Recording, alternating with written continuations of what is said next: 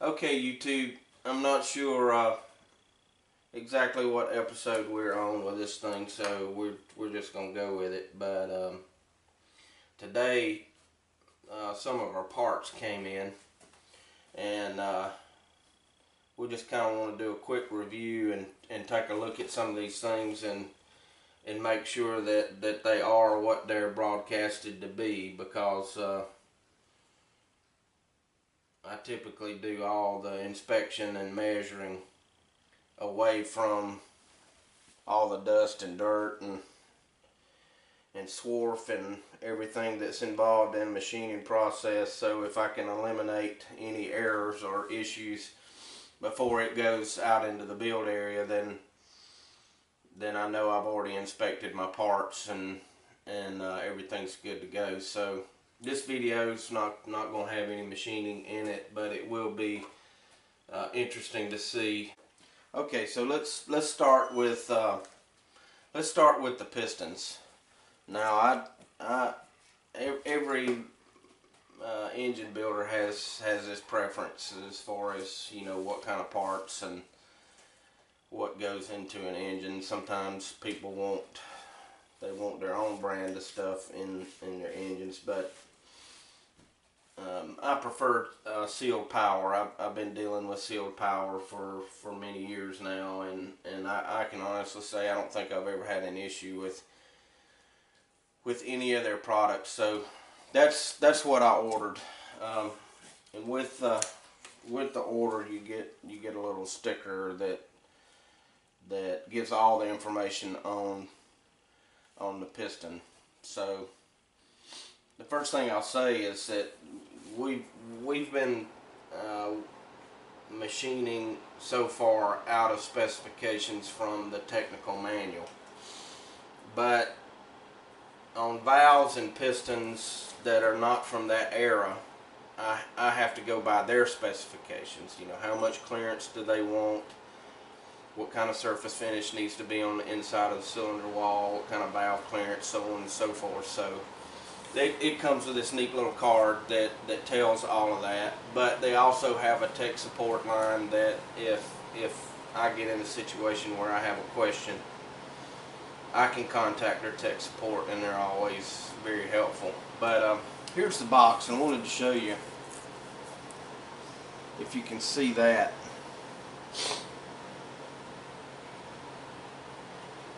That's another good thing about sealed power, is that when you order pistons in a set, they come as a weighed set. So in one of the previous videos we discussed how important it was to have the same weight piston, and we identified an issue with a couple of pistons that were too heavy and possibly created an imbalance in the engine. So it's nice to know that these are weighed, and obviously we'll double check behind them and make sure that is what it is. But here's the old piston, and you can kind of compare. What I'm looking for is, I just want to make sure that this T-slot located right here, or this expansion wing is the same and it's in place, because that's kind of important on these old engines. Is the aluminum will expand at a different rate than the steel, so we just want to make sure we got a way for them to expand and without causing you know, catastrophic damage. So they come with the wrist pin, and they are a slip fit. So I'm not going to inspect all of this on camera. We're just kind of doing this to let everybody know, hey, here's the parts, here's what they look like, and here's kind of what goes in it. So we also have, get these out of the way here. I also have 4 intake valves, and they look really good. They look like they're in really good shape. And I also have 4 exhaust valves,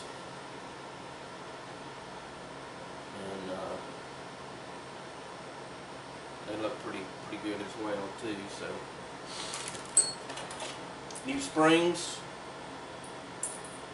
for all 8 valves.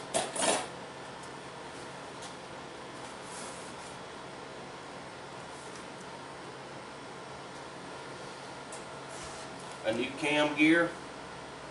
Now these gears in these Go Devil engines, back when this thing was made, metal was rationed, so they came out with a fiber board gear, and basically it's just a board material bound in fiberglass resin, and they cut these gears, and they hold up for a light duty gear, but over time what happens is the oil begins to deteriorate the fiber board, and the cam gear that's in the engine appears to be in good shape, but I don't take a chance with these fiber gears, because I know what can happen over time, and it can look like it's in good shape and knock a tooth out, and then you know the engine's kind of stranded. So, and this thing's not exactly the easiest thing to get to inside the engine, so we're just going to take a precaution and go ahead and replace this before it goes in the engine, so we have no doubt. Here's the oil pump,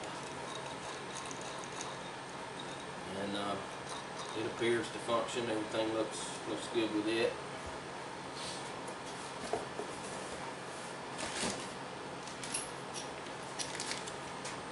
Freeze plugs or expansion plugs, so we'll be replacing all of those.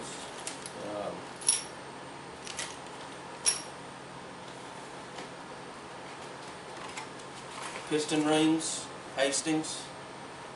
I really like Hastings rings. I prefer Perfect Circle, but you know Hastings is a really good brand, and so there's the rings.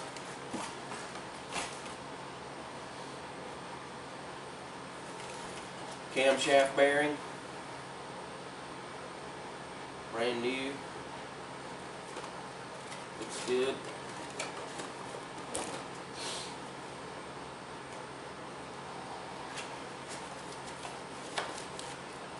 Main bearings,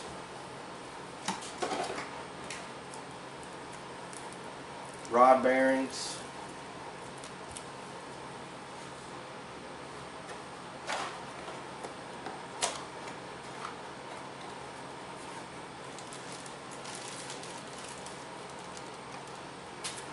keepers for the valves,